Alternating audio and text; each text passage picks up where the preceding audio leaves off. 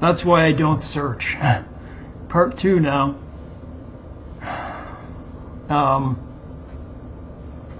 Yeah, I just want my video to be 1. I minimize the window because I go down so quick. Ezekiel, let me see here. How do I do this without that?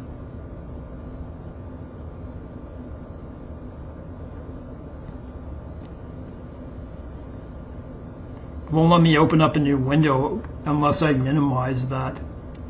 So I'll go here. Let's go to Ezekiel 38. Oh, it's gonna. Okay, so you know what? Yeah, I will do this.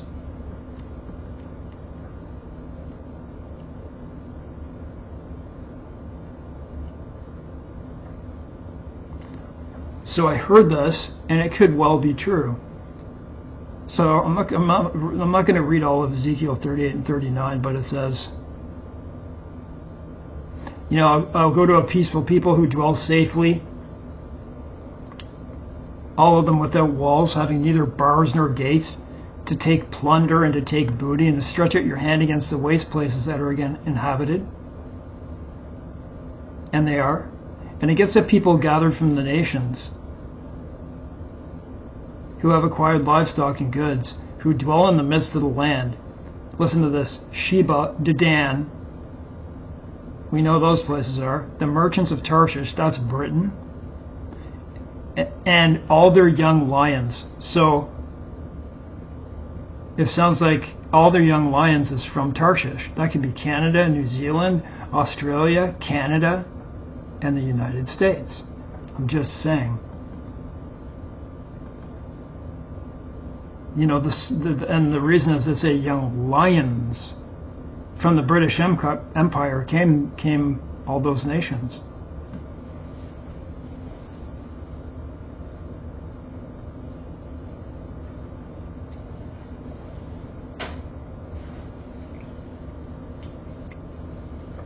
Can't believe I did that 2 days in a row.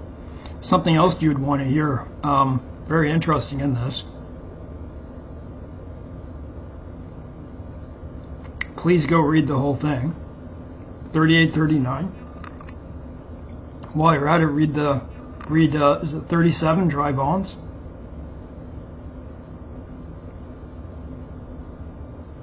Okay, listen to this. So, just going to make sure it is recording. You and I are waiting, and those who follow Bible prophecy, we're waiting for the Ezekiel 38-39 war. No other time in history does it look like it could happen for various reasons. I don't know. I think Iran's going to be knocked out. I can't say what. I don't think anyone can say exactly what's going to happen, but what we can say is that it's building up. We don't know the surprises that are in store. We don't. So let's look at this. So you and I are looking, right? We're looking like, what's the timeline here? When are we going to be taken away, or them taken away, whichever one it is? When are we going to be saved when they say peace and safety? And I started to look at this, and you can gather what you want from this. Sorry, I gotta look, where is this?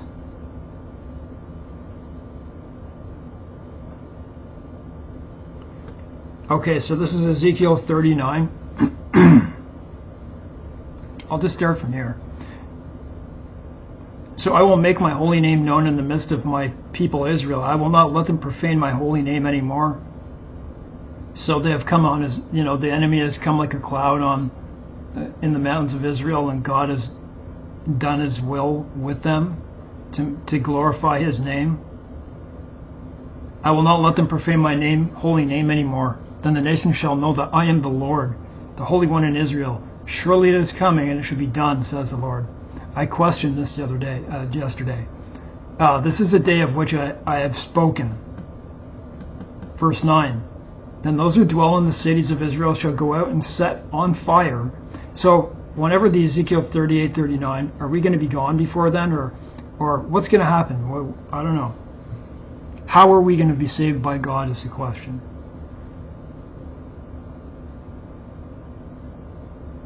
Are we going to be here during the 38, 39 war? Then those who dwell in the cities of Israel will go out and set on fire and burn the weapons, both the shields and bucklers, the bows and arrows, the javelins and spears, and they will make fires with them for 7 years. So if we're near that battle, what does that mean, 7 years? Does that mean that, is this going to happen during the Great Tribulation? Who knows? I'm just leaving that with you. You can try to figure that out on your own. I'm not going to tug on that anymore. They will not take wood from the fields nor cut down any from the forest, because they will make fire with the weapons. And they will plunder those who plundered them and pillage those who pillaged them, says the Lord God. People say this, it's because of nuclear weapons or whatever they have with them. I don't think it shows that in this chapter. And I know what you mean when they mark the graves. I don't think it shows anything about a nuclear war. I think they're just trying to cleanse the land. Because when you have so many bodies in a land, so take for instance World War I battlefields, when it rains, okay, so this is what I learned when I studied that, still now people find bones. When it rains, the things raise to the surface. And so do like shell casings and bombs that haven't been exploded yet. You know, you might see the very top of it buried, but it may uncover over the years. You know, like the water in the water table can make it rise, or it can make it whatever it does. Okay, so that's what I wanted to say about that. I just got to look at my notes here if I wanted to say anything else. I just found that really interesting, that a weak administration, the Biden administration, and you think about all the other signs that are happening, for the wars and rumors of wars to be triggered in Matthew 24, it took that weak Biden administration. It's like having a babysitter, right? Think about this. It's like having a good babysitter that won't take crap, right? And all the other countries are the kids that the babysitter's looking after. So you know what it's like? I remember what it's like in school to have, you know, your teacher's gone and you have a supply teacher, and everyone starts to go bad.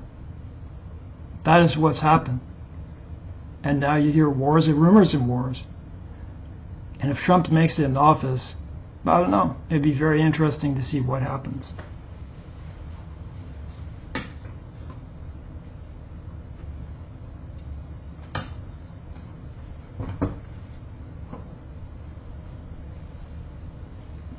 That's the analogy, though. That's really what's happening.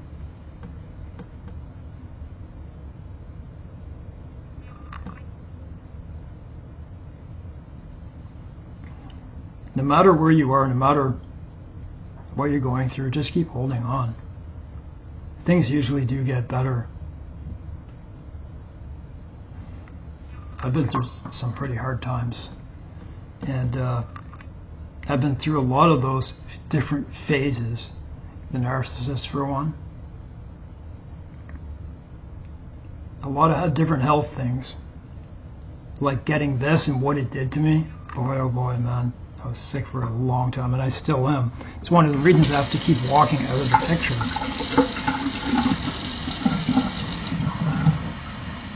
I'd be so much more lucid and able to just sit here and talk for, you know, without going blank. So it's like I have a gallstone. So that's the feeling. I can't even put my hand in there, man. So if you're interested in hearing, I'm just making sure when I go over to Word, it doesn't cancel out. So no, it's only when I minimize that window. So you want to hear about my MSF course, what I went through, but came out on the other side? I'll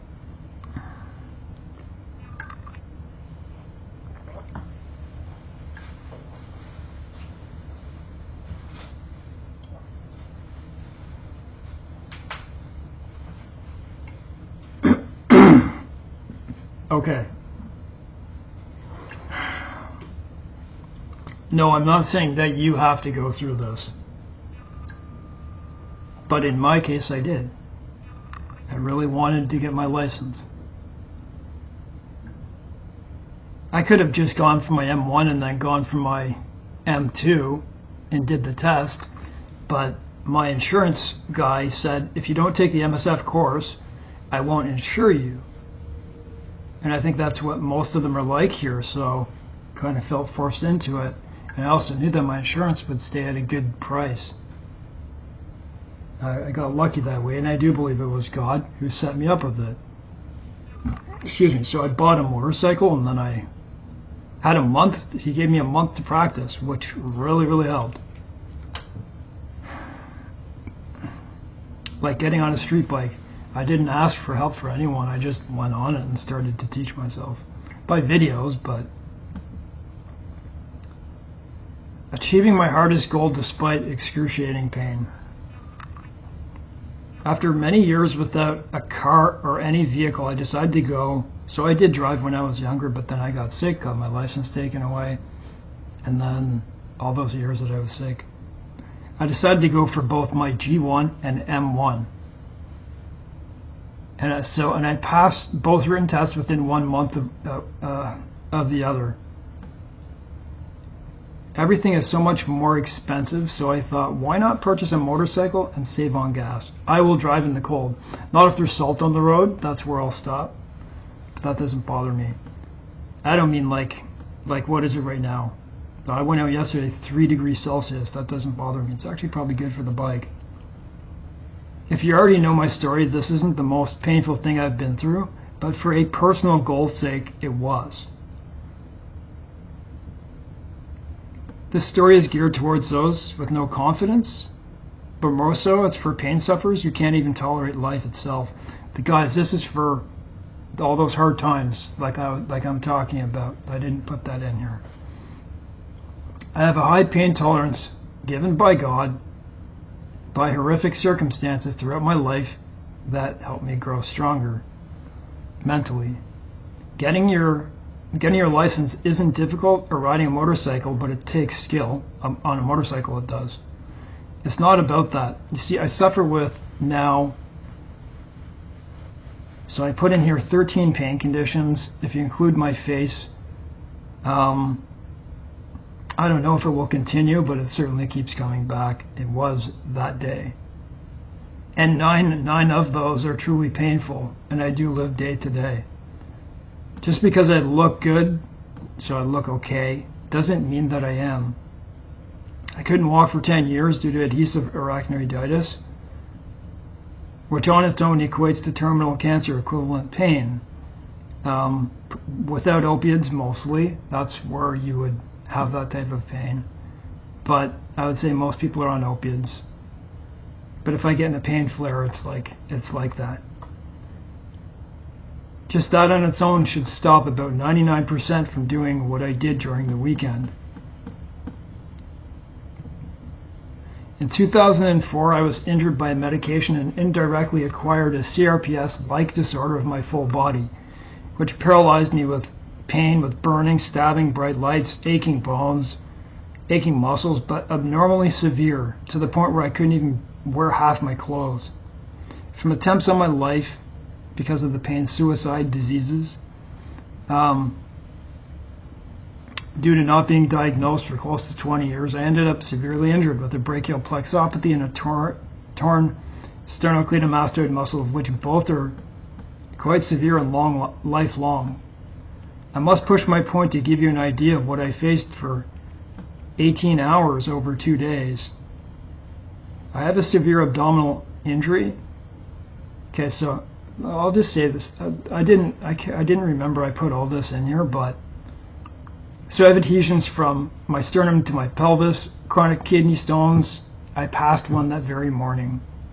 a gallbladder disorder as painful as a gallstone, and a gallbladder attack like pancreatitis, induced from this, and a brutal splenic flexure syndrome in my abdomen, which ruined my comfortability in more ways than one. To add to this, my back was only just healing from a major strain lasting many months in 8 separate places. Added to this was a new facial pain disorder due to the dental complications, a strained jaw like my strained back, a brutal gum infection that was level 10 for a full week, much worse than a dry socket, the entire face. Considering what I just named, and I didn't mention occipital neuralgia, trigeminal neuralgia, my occipital is set off of any pain up in this area, I would guess that 99% wouldn't even leave their home. I could go into detail about why I tolerate certain pains more than others, but that's not my goal. Yes, it's me dealing with the associated pain, but it's God who allows me through faith. Sorry.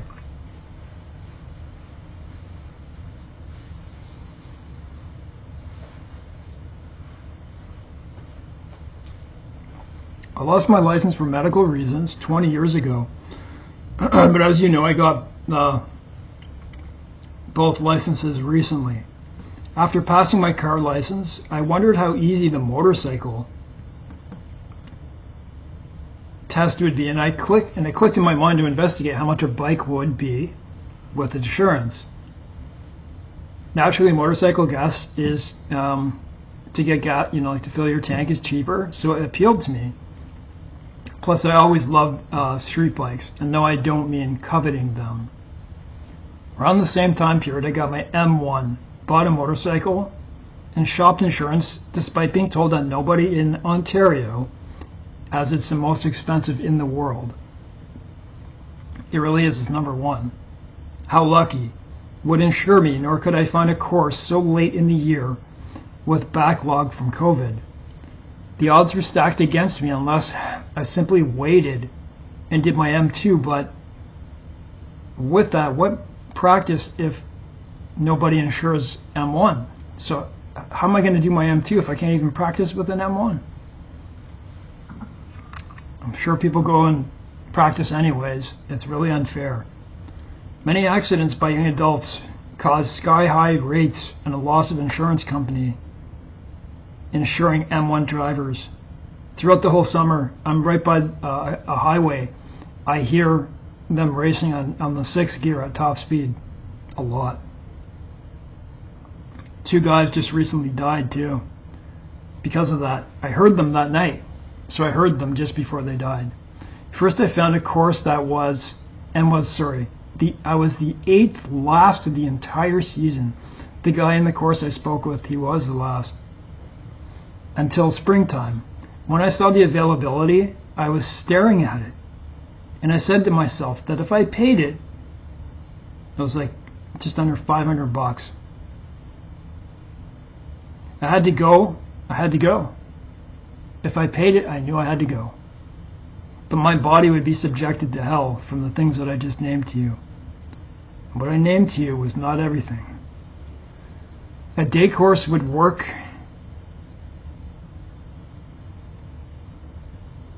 Yeah, just a day would work better, one day and then the next weekend.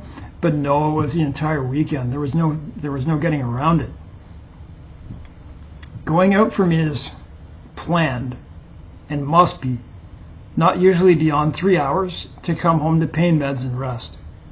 Thankfully, I found by persistent shopping around insurance companies, a place that referred me to a company who does insure what I just said, on the promise of, number one, buying, you have to purchase and get into the course, show it to him, and he'll insure you for a month ahead of time. I was very lucky. But they'll only accept you if you pass it, though. That was half the fight. Getting the insurance, paying that. and getting my license.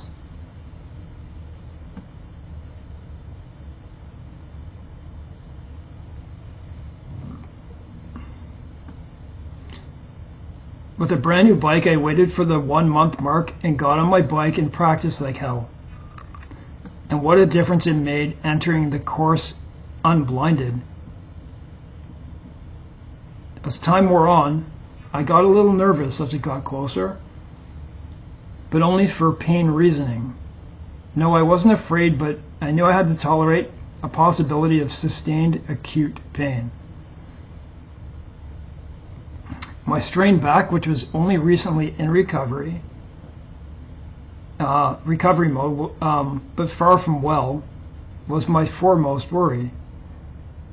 A restrain was worth my while to have freedom of transportation and fun at that. I don't mean like completely tear your back, but just like really aggravate it. I'm not, nor will ever be materialistic, but it was affordable and made practical sense. $10 to fill my tank up and go over 300 kilometers on the Highway 400. When the time came, I had to change my schedule by 6 hours just to wake up at 3 a.m. So I can't just, well, I could, but I would have much less pain control. You just get up and go. I can't do that. Wake up at 3 a.m. to work out and get my blood flowing like a Parkinson's patient. Prior to the course at 7:30 a.m. and get enough painkiller into me first. I don't take extra pain meds, but this time I allowed myself if I needed it. I barely did. This is where my nightmare began. How would you feel in this position? You truly want your automotive freedom after so much suffering, but you have to sacrifice your body in the process and deal with whatever follows. There's good reason I stay in the best physical shape possible for hard times. I really stressed that out in another one of my channels. I'm only just over 120 pounds because of my abdominal conditions, but I do the best with what I have. Use it or lose it. I faced a tough decision. Either change my schedule in one go to set myself up to change my schedule, or do it over a number of days. I made a bad decision by only staying up from 8 a.m. to 8 p.m. and trying to go to bed. If I don't get 2 walks in my day to be able to push my colon along with the splenic flexure syndrome, I can get sick, and it happens about 90% of the time. I've tried this quite a few times. It's very tough. And what follows. I have my life down to a science through much suffering. I thought I had it in the bag, but I didn't.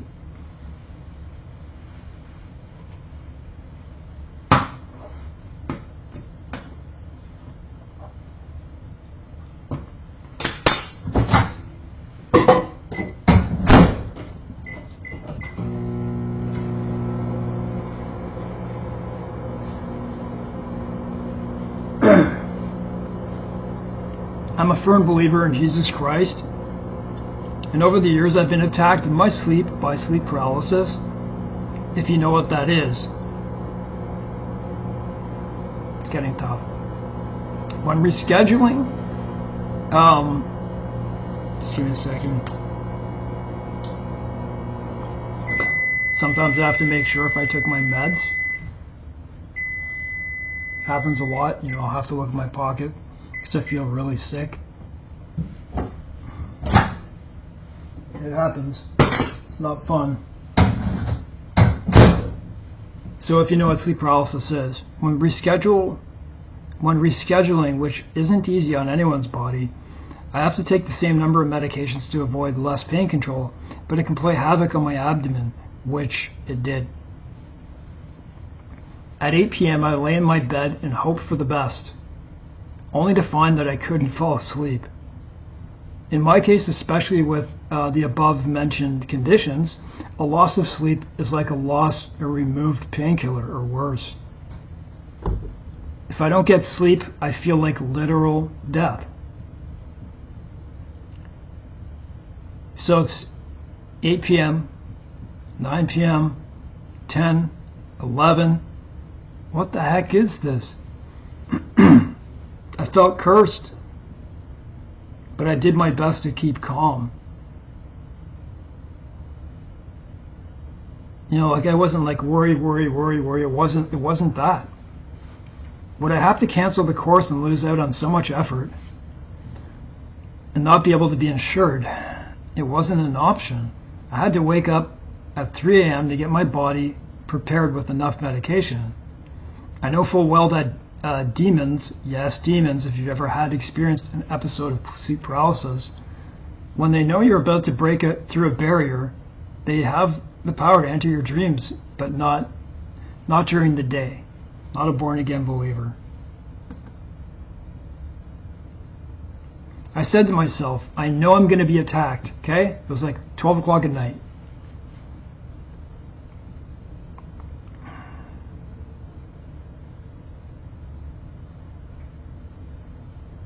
And I was the moment I fell asleep. I can't do it without glasses anymore, man. This is really... So I fell asleep with 3 hours left. And I had a sleep paralysis attack. It didn't affect me much because I fell asleep right after it. I was reasoning with myself whether to go without any sleep at all and take the pain. But I fell asleep for a much needed 3 hours, which is better than nothing. I was still dealing with a new induced facial pain disorder. Boy, man. And a back only in the healing stage. I was tired, yes, but I got used to that day and did my usual. So I did my workout and stuff, took my pain meds, ate my food, made my food. My dad picked me up because I didn't want to ride there. No doubt, I was feeling that death feeling. Like my face was pale green. You know that feeling. I'm sure some of you. It was abnormally warm for that late October, but cold in the morning. I should have been wearing a hoodie. I had my full racing suit on, which I did the next day because I learned I was so cold. Of 20 others, I and another man were the only ones wearing full racing gear. Well, he's wearing half, which is what everyone should wear. I don't know what that is. There were 3 instructors, all good at their jobs. They asked us to gather ourselves in a semicircle. At quick glance, everyone looked awake, and I wondered if I could last the morning, let alone 9 hours in this state. My tiredness was dragging me down, and I felt like I was going to pass out. It was bad. I suffer non-lethal arrhythmias that give me massive adrenaline rushes if I'm tired. They occur and feel like massive adrenaline rushes and cause panic attacks. I get them on here sometimes. I had to fake getting down on the ground for one of them. I was pretending that I was just resting on my knees. Would they catch on and call me a danger to myself and lose out on everything? I don't know what I look like. The course starts from the ground up. We had to pick a bike, in which case a Kawasaki dirt bike 250cc. They said it was the best of the bunch, according to the instructors, and walk back and forth across the parking lot, of which she said to me, you know, you don't have to do that, but I did it anyways. I wanted to make sure I took participation, because I told them I had pain ahead of time. With such drowsiness, it felt like 1,000 pounds. Once I got to starting the bike and rolling back and forth on it, my blood was moving, and I felt better. Each time we stopped, I felt like passing out, or simply holding on for dear life. From years of physical torment, I can make it look like nothing is happening, and even engage in conversations, which I did. If I were simply awake, I could have made it through okay. So I know that. Thank God for being able to learn for a month prior. I put myself in tough driving circumstances like Like when I got on my bike within the same day I was in traffic. And a period of 9 hours, about 1/3 was discussion and lessons before moving on to next challenges.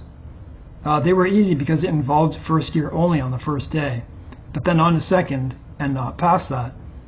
If I were moving, I felt good, but stopping, I felt like death. Sometimes we were riding for 30 minutes at a time, and it was great, 45 at some points.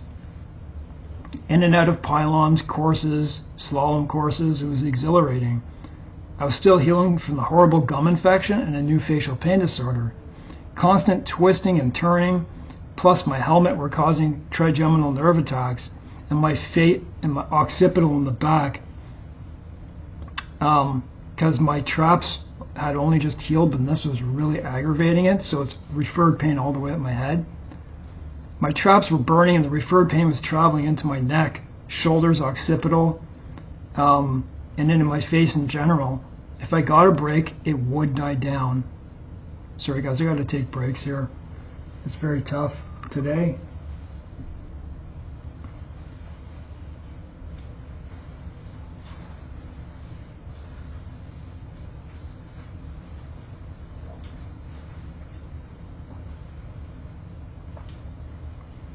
When you lack sleep, you feel lost and need rest. Pushing past what's considered normal. I had to do it or I would fail. When we were instructed to do something and they painted the line with chalk or just like small pylons only like that tall, I had trouble seeing them and I always had to ask or watch others before me. I recommended to them larger pylons. That day passed slowly as you would imagine and expect, but I made it through. When it was time to depart, I wasn't left with much time in my schedule to do anything because it was 6 p.m. when I got home, and I had to be up at 3 a.m. once more. When my dad picked me up, my neck, head, and face hurt to a top level 10 pain, and what some would describe as going above that.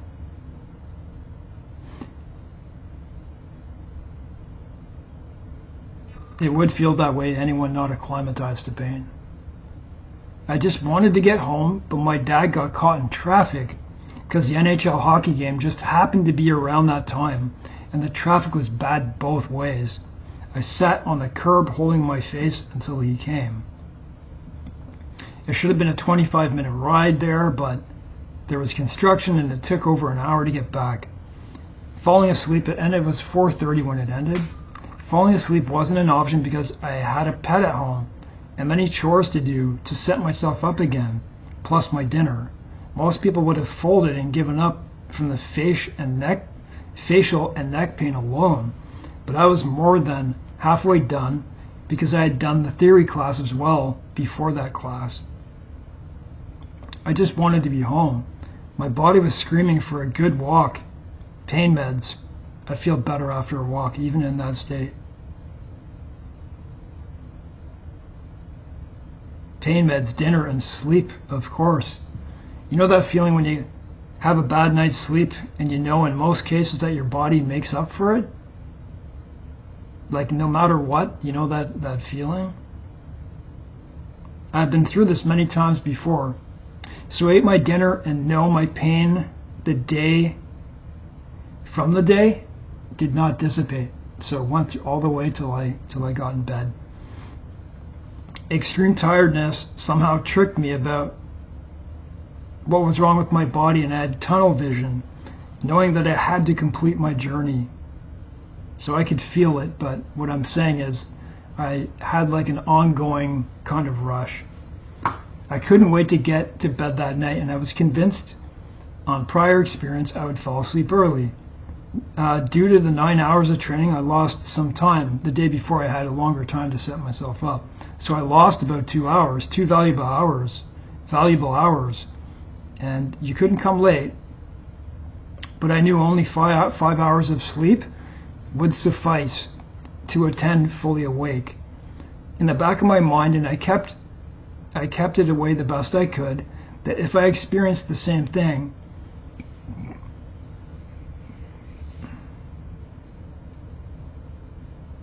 sorry.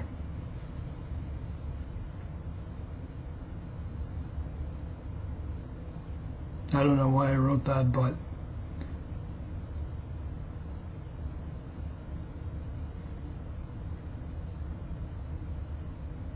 in the back of my mind, maybe I did think this, I don't know.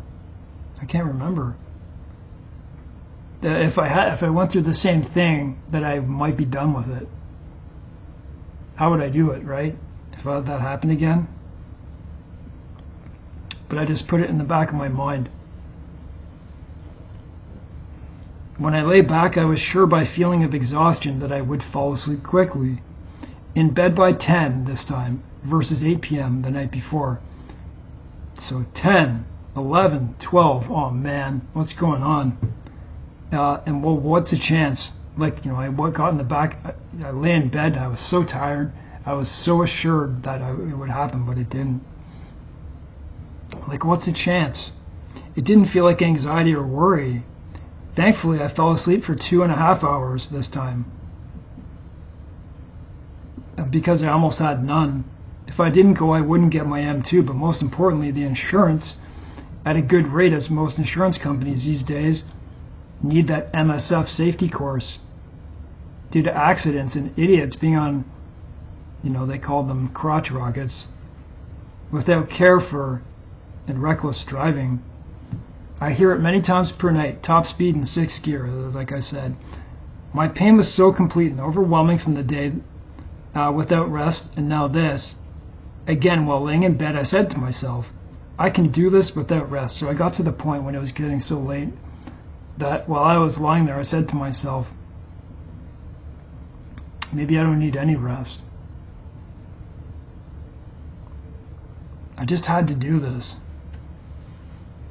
Sorry guys, my abdomen is so bad and it's like going through my back, so I have to take little things here.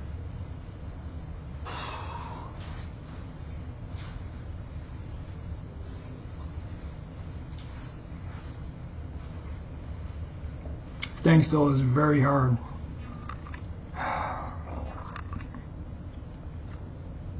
So again, while lying in bed, I said to myself, I can do this without rest.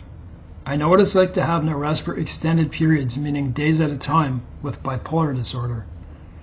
Prior to my pain disorders, I could stay out for 3 to 4 days, but I have no choice but to keep healthy and routine now, and it works. It's another way God saved me. I believe I can still do that, but the nature of my pain is a major driver of stopping that nonsense. I did the same routine of working out and getting enough pain medication in my body, and it worked, but I felt like death. It was roughly the same as the previous day. Thankfully, this time there was no lull. No, they got us on our bikes immediately for up to 45 minutes at a time. My neck and face were taking a beating with the equivalent of a trigeminal nerve attack. So after like 20 or 30 minutes of riding, I could feel it all going up my neck, and like I get shocks in my temple, and all those things I went through with my mouth and my face did not help. So these types of things would go on and off for hours, and when breaks came, it would die down. I'd take my helmet off and lie against a shed. The helmet wasn't helping. It was certainly physically demanding, but at times in slalom courses I found myself thanking God for having such fun again. Those were fun. Many times I felt like I was going to drop to the ground for fear of passing out. I need to say more about the pain. I need not say, because it was intolerable. But life experience has taught me endurance past anyone I know. When my abdominal injury back in 2007 stole my pain-killing ability from opiates, I was forced to use them. For pain, only to have them quit on me for unforeseen circumstances, things I couldn't understand at the time, that were a mystery. Every 2 to 3 weeks of usage, I was forced off of the opiate and I would go into withdrawal. I did that 112 times. Complete the withdrawal from the beginning to the end. It would take about 7 to 10 days. It was a very hard life. Making it to the end of each withdrawal, each and every time. I know endurance. Anyone with significant or even moderate pain can attest that sleep is a painkiller for free, and loss of that equals, in my case, a feeling of dying. I made sure to bring water and fruit, which did help keep me a little bit more awake. When we finally reached the final M2 test, after much, I'm having a very difficult time if you can't tell. It's my abdomen.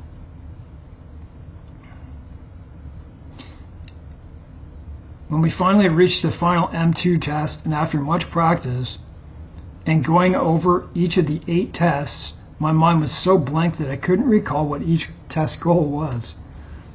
I had to ask and even re-ask because the lines were hardly visible and the pylon markers were only like a centimeter off the ground, which they should change, and I suggested so.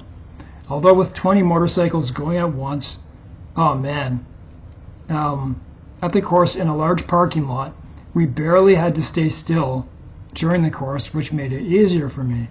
Unfortunately this time, due to being the final test, we had to stay in a long line, like just one in front of the other. Well, each participant did 2 tests. So when it was your turn, you did 2 tests while everybody watched you. So the entire class watched on. How nice. I wasn't worried that way though. To make sure the goal of the tests, I got in the middle of the line and did my test. The instructor informed us what would fail us outright, and one of them was dropping the motorcycle. It wasn't their rules, no, it was the MTO, Ministry of Transportation standards. I was a bit worried, yes, but not the reason you might imagine due to confidence. My tiredness was so overwhelming that I had to talk to myself and God to keep me awake as I had made it this far. To make a long story short, I passed, and so did everyone in this class. I thought I was going to drop that bike by passing out.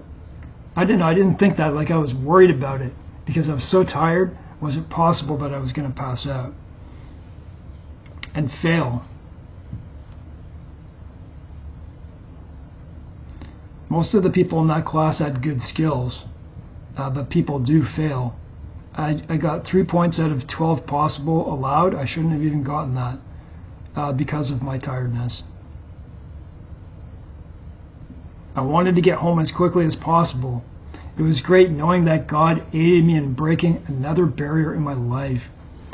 My body has endured extreme punishment more times than I can. I was so sick after, guys, for at least 3 days. My back, it was re-injured, and then I'll say that after this. It's almost done. My body has endured extreme punishment more times than I can count, and this just added to my bad experiences. Have you been in an adhesive arachnoiditis pain flare before? Do you know what that is? Nothing is more painful that I know of in this world. Less acute attacks like trigeminal neuralgia and those types of things. Every body system on your body has a top level pain. I forced myself despite the odds that were against me.